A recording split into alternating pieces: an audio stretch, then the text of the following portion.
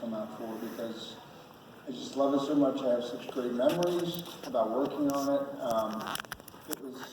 It was a great time in a lot of our lives. I think the actors and crew and Jim and Gail. It's definitely my favorite that you've done. I swear I wore out 2 of the VHSs growing up watching that thing over and over again. So, just to talk a little bit about like dropping into that role though, like, so it was from Gail Ann Hurd that called you at the last minute when James Raymar dropped out, and you had to jump in there. So had you read the script or anything at that point? I don't know. I might have earlier, months earlier when they were casting it. I don't ever remember reading the script. I'd done The Terminator with Jim, and I had a good agent at the time who knew us both, and Jim was clear that he wanted to use James for the role of Hicks, and that was the role that I would have been right for, I think. And at the time, I didn't know I was going to be doing that movie and another movie with Jim, and we would have this connection, and it was just, yeah, okay, well, I understand, So they cast it, they went off to make the movie, and, somebody asked me today, might have been one of you people, asked me today, were you intimidated when you did The Terminator? Like working with James Cameron? I was like, no, because he wasn't James Cameron, He was Jim, and had done anything. He'd done Piranha 3, Roger Corman movie, and been fired off of it. And so, out of nowhere, Gail, who I knew very well from working with her on The Terminator, called me and asked me if I would come over, and I think it was late in the week, Wednesday or Thursday, and if I could come over and play Hicks. And I immediately said yes. Probably read the script, probably got the script delivered to me and read it on the way over. The role, as wonderful of a role as it is not one with a tremendous amount of dialogue. When you compare that to the character that I played in Terminator, who has all the exposition, and basically has to tell everybody the story, who the Terminator is, and who I am, who she is, and what's going to happen in the future, and what, Hicks is, he's a smile, he's a, and Jim Cameron, my experience with working with Jim and Gail were that when Jim would write a scene, Jim very rarely, I don't remember him writing what would be more than a 3-page scene. And I never remember big chunks of dialogue in any of Jim's scripts for any characters, like big, chunks, so you do when you're doing a television show or something.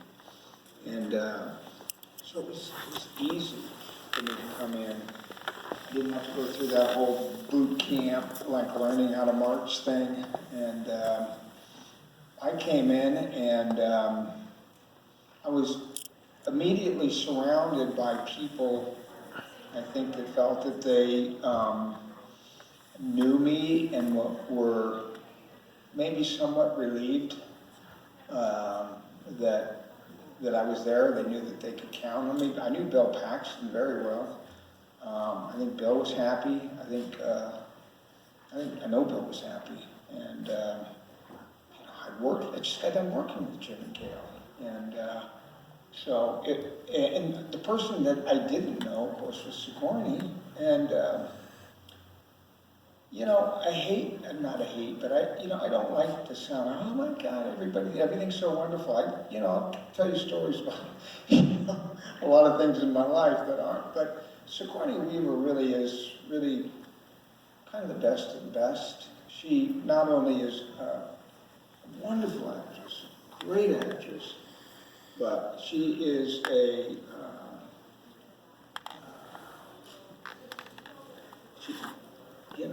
she works hard, and so does Jim, so does Gail, so does anybody who's doing a movie like that. Everybody works hard.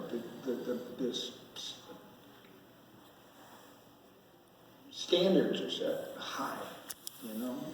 And Sigourney was like, she was the head of the snake on that movie, without a doubt, among the cast. And she was ready to go to work all the time. You never, you know, you were never waiting on Sigourney. So you felt pretty welcome coming onto that set, Absolutely. then dropping it at the last minute? Yeah. Okay. Now, when you, talking about the Terminator and Aliens, you know, I see a lot of similarities between the two. I like to think the roles you played in this, I'm gonna call them the quiet, unassuming badass. Like you show up, you get shit done. There's not a lot of, you know, you're very efficient in those roles. Playing those characters are very efficient in what they do. You know, Kyle protecting Sarah, Hicks getting what needs to be, nuke it from orbit. You know, he's very pragmatic.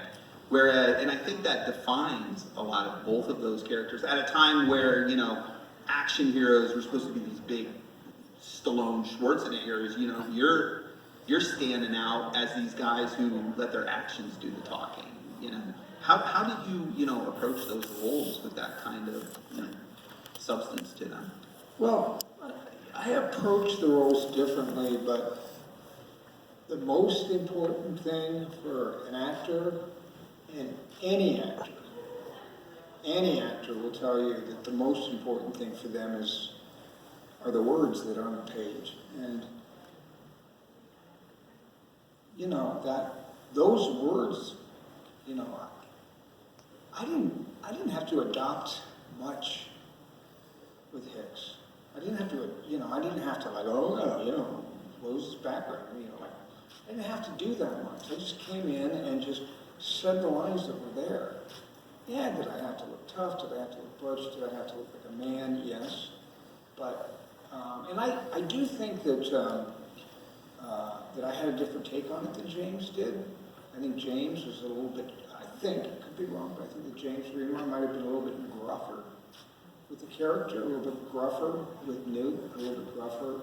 I think I remembered Gail and Jim talking to me very early on. I think one of the early scenes that we shot, and they'd been around James for rehearsals in the first couple of weeks and stuff. And I think one of the first things that we shot was me reaching, trying to, you know, find Newt or reach for Newt, and that's when she bites me. And I think that I smile. It's almost like, you know, that's, and yeah, and I think they noticed right away that I was bringing something lighter to the character. And I did make some choices, and a choice that I made that might have not been played the same way by another actor that really stands out in that movie is because I don't really have that much that I'm doing, but it makes a big difference when you don't have much. That what you do, people get an idea, and that's when they're arguing about whether they should nuke it from space or not, whatever. And she said, I think Hicks is in charge here, not you, not me. Hicks is in charge. And instead of saying, yeah, I'm in charge. So, you know, like, you know, I just made the choice of, I guess I am. This falls on me. And, you know, so little small choices like that, little things that I did with the character. There was a scene where we were all looking at the map. You just watched it, you remember we're all looking at the map and Newt is running around down below. And that's the way that it was written. And I said to Jim, do you mind if I just pick up Newt? Let her see what's going on? And I think Jim immediately, yes, of course. And actors who have the confidence in their own abilities, if somebody has an idea that's different than what they have, if they have confidence in their own abilities, they'll hear something maybe that they hadn't thought of, and think, well, yes. And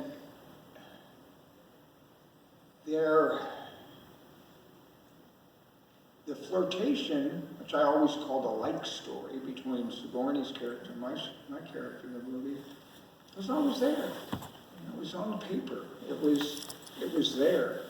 And then it just came down to kind of flirting a little bit in a scene or two. And I respected her, she respected me. Um, you know, you want that in any relationship. When a woman looks at you for, you know, you're the man in this relationship, or you're the woman, or you're, you know, in this relationship. So, some roles, the better that it's written, the easier it is to play.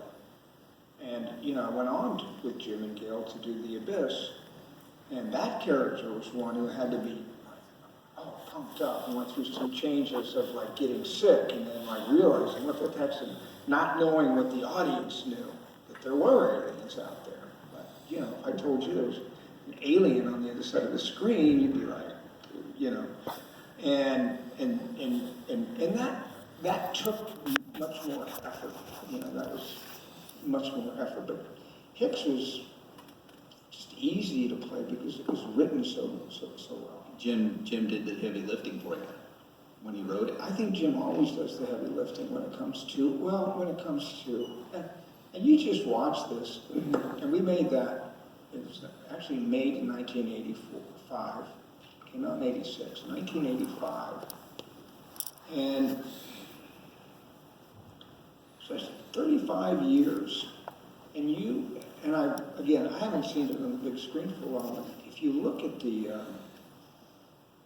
know, when I look at it, I see it on my phone or on my computer, the visual effects still hold up.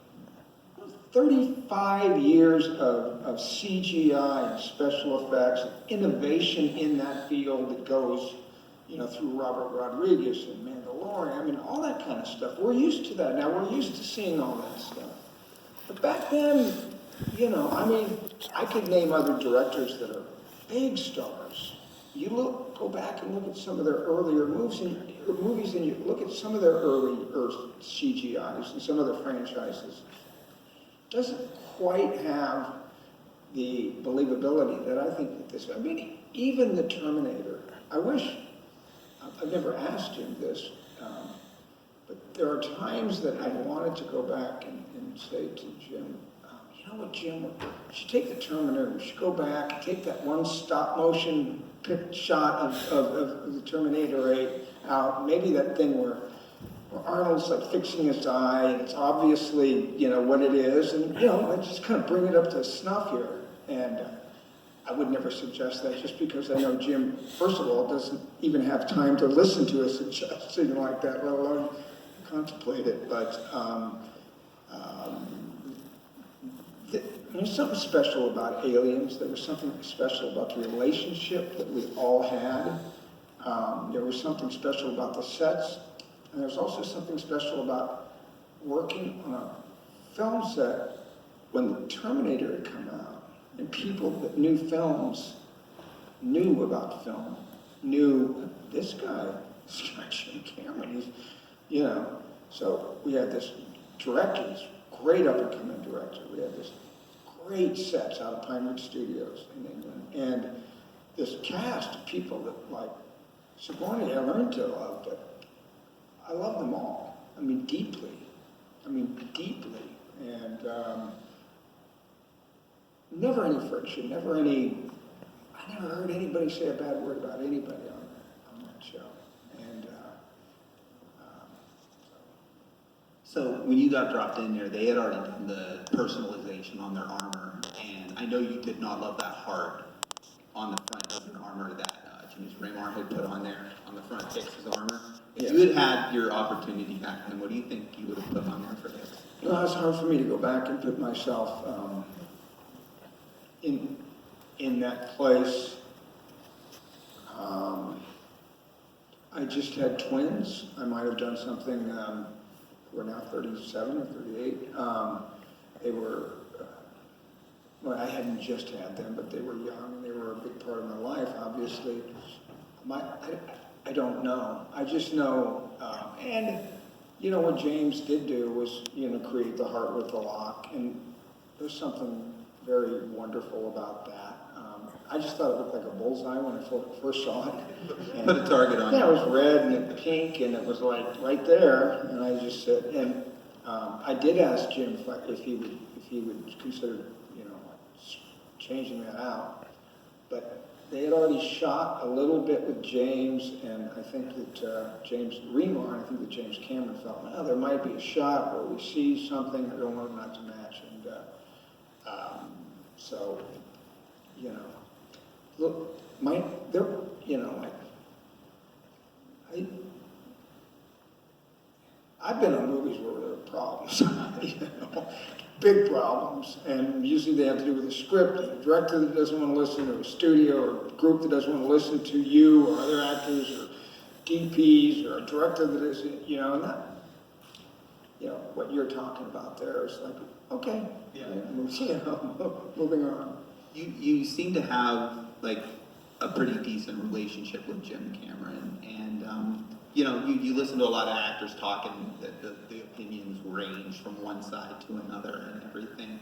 You know, looking back at like everything that he's done and everything, you know, thinking about how he started in the Terminator and where you were and then where he would end up being, like, how do you look back upon that in your working relationship? Because you were part of that. Like, I don't think the Terminator would have been what it is without your performance. So looking back at that, like, how do you feel about, you know, him getting started back there with you? Well, we were young, and I think Jim was 30 and I was 28 when we did the Terminator, and Jim was confident and he knew what he wanted, and people around him. Jim's presence on the set has never changed through the making of Aliens and through the making of The Abyss. And maybe once he went off to do other movies, True Lies, I can't speak to T2 or, you know, Avatar, but Jim always set the bar very high. And he didn't demands almost too harsh of a word to use, but when you're competitive, like I am, like I think most actors and most people in the business, whether they're in props, whether they're in lighting, whether they're in makeup, whether they're in casting, they're competitive. You want to do the best job you can. When you have somebody that demands, and again, word is a little bit, you know, okay, if you don't, except for the acting, if you don't do it, Jim will be able to do it himself. You know, whether it's lighting, whether it's special effects, whether it's props, whether it's makeup. I never have had, you know, I work with Billy Friedkin. I worked with Billy twice, and I love Billy. But not everybody does. Right. And Billy Friedkin can be, I would call him scary.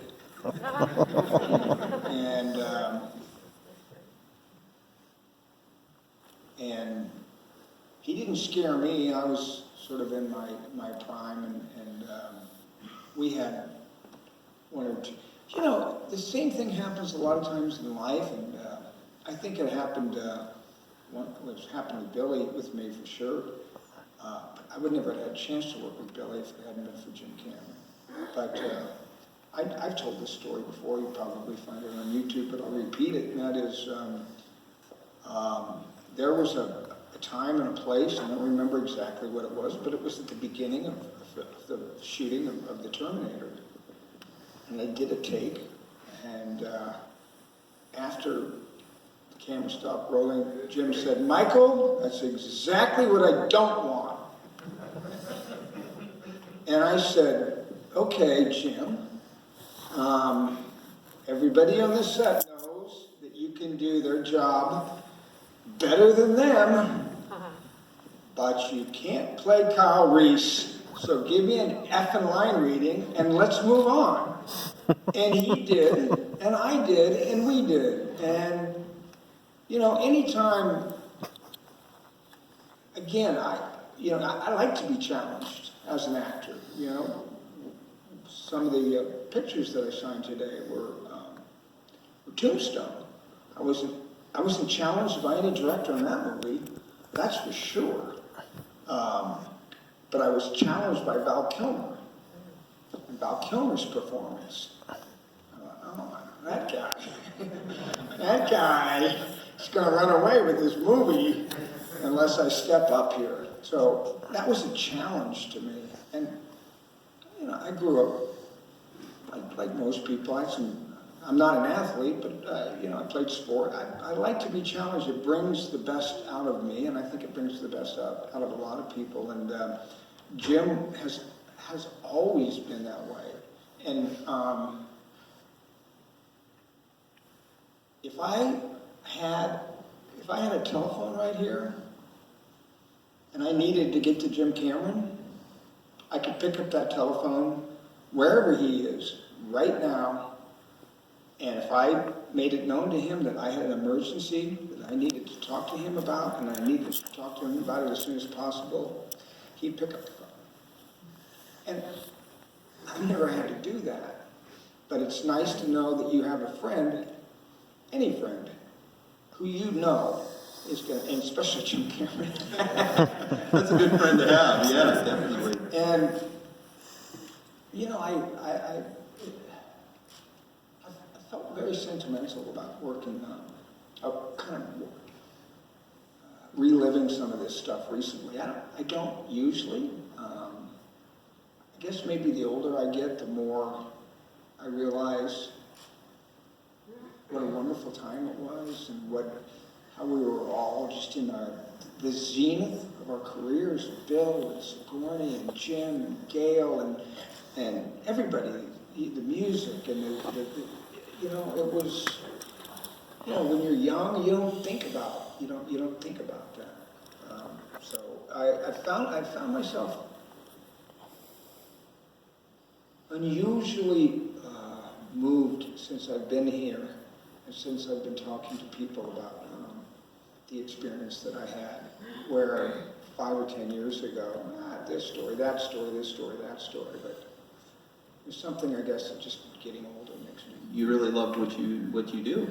I love what I do, but I don't love a lot of movies that I worked on. Navy SEALs is a movie that, like, I hated working on. Hated it.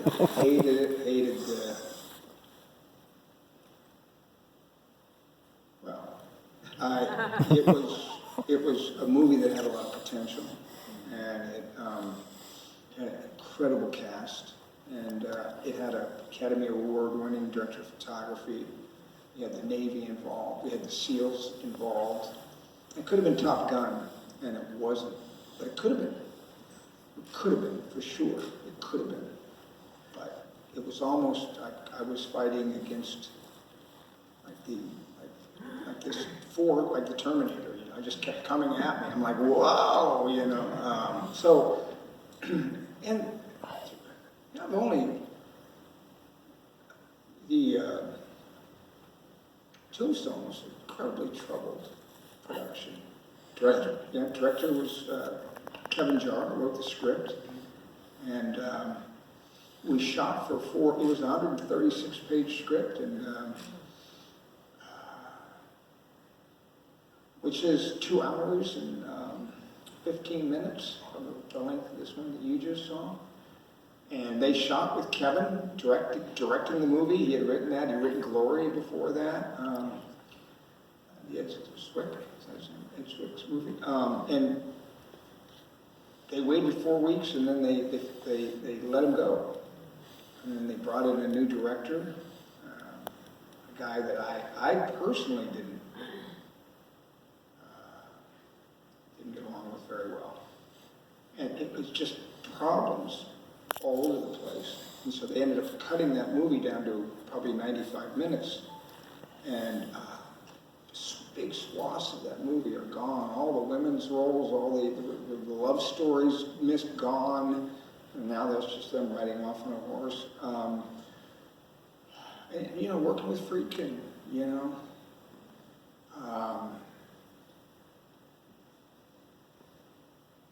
Things are not always, not only aren't they always, they're very rarely a place like we had when we were making Aliens. A place that everybody felt safe, everybody felt excited, everybody thought, this has got a chance, this cast, all getting along, and we're all pulling together here, and we're doing this, and we all agree, and that's the guy that we follow, and and they're just very, very few are like that. Sometimes you start off thinking, oh, this is going to be like that, and it just isn't, and it doesn't turn out to be that way, and there are problems along the way. So, Yeah, there's definitely, you can feel the energy in Aliens, where your guys' performance, yours, Jeanette's, and somebody else I wanted to talk about too was, an actor that every time he got cast, I'd just get a smile seeing his name is Bill Paxton. And you worked with him several times, like you guys were on Terminator together. I don't know how much you guys actually worked together on that, because he was barely in the movie. But you guys would go on and do Tombstone and Aliens and stuff, and I wondered if you had any stories about Bill. I've got a lot of stories about Bill. And somebody asked me earlier about him. I met Bill on a movie called Lords of Discipline, which is based on a Pat Conroy novel. It was directed by Frank Rodham. And David Keith starred in it. I played the bad guy in it, and based on a story about the first black cadet at the Citadel military school. And I played this racist. Well, everybody was racist back then there in the South in that time, and there was no black, at the Citadel. And Bill came on, and he was like my second in command bad guy. And that's where I met Bill. And we got along famously. Bill isn't. I have another friend named Timmy Colseri who played the door gunner in Full Metal Jacket. He brings that kind of energy into a room. But very, very few people do. Very, very few people bring the kind of energy that Bill Paxton brought into a room. And anybody that's ever known him or worked with him knows that. Some people might be like, oh, dude, okay, all right, whoa, man, But I'd rather have more. I'd rather have more than less. As a director, I would rather have an actor who brought me too much, and I'm like, okay, bring it down a little bit, we'll shave this off, they shave that off, than not have anything at all, not be able to get anything from them in the first place. And Bill would walk onto a set, you knew he was there, or he'd walk into, and we were good friends when we were doing Lords of Discipline. And, he met his wife of 30 or 40, whatever years there while we were doing Lords of Discipline. And he introduced me to Jim Cameron before Jim cast me in the Terminator. They worked together at Roger Corman's company painting sets or that type of miniature making, but they met there, and I was at some sort of screening, and he introduced me to him. Hi Jim, nice to meet you. Like that was, and then Jim had me come in for the Terminator and audition for that role, which I did, and I got that. But Bill started off being a personality, a bigger than life personality that sometimes you feel like you want to bring that down. But what he did here in Aliens, I mean, that's kind of the Bill that I fell in love with as a young man, and we used to hang a lot, and spend a lot of time together. So yeah, I wasn't on the set the day that he worked in the Terminator, but